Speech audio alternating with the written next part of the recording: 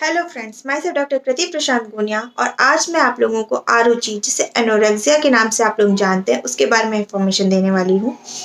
Anorexia ऐसी condition जिसमें हमें खाना खाने की इच्छा कम होती है या बिल्कुल ही नहीं होती है।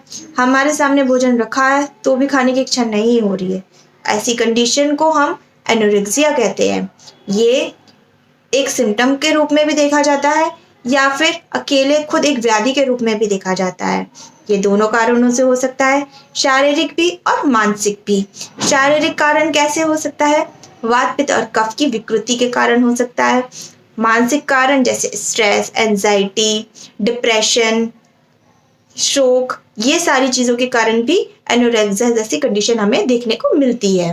ऐसी कंडीशन में हमें क्या करना चाहिए? सबसे पहले हमें निदान परिवर्जन की चिकित्सा करनी चाहिए, मतलब कि ऐसे निदानों को त्याग कर देना चाहिए जिस वजह से हमें अरुचि हो रही है।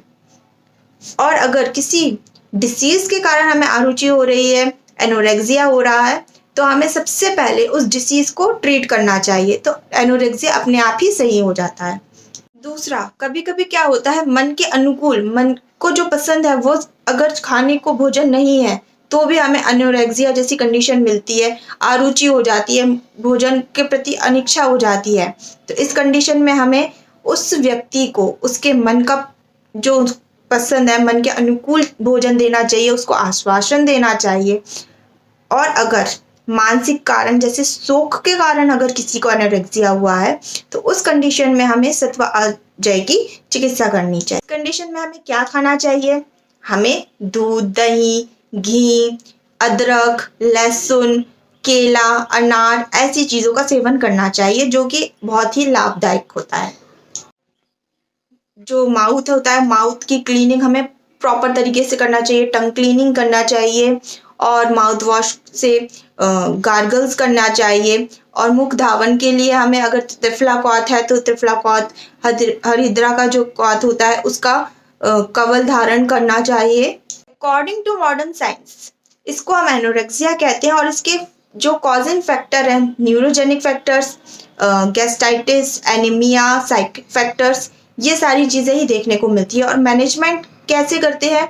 जैसे कि हम इसमें एपेटाइजर्स देते हैं, एंजाइम प्रिपरेशंस देते हैं या फिर साइकोथेरेपी करते हैं। तो आयुर्वेद हम इसका मैनेजमेंट कैसे करेंगे? कुछ कल्प हैं जैसे कि सुधानिधि रस, त्रिफला चूर्ण, हिंगवाष्टक चूर्ण, लवन भास्कर चूर्ण, ये सारी जो कल्प है उनका हम प्रयोग करते हैं और अरुचि को शांत करते हैं। और भी जानकारी के लिए मुझसे जुड़े रहिए और कुछ भी इंफॉर्मेशन आपको चाहिए हो तो आप मुझे मैसेज या कॉल कर सकते हैं। Thank you.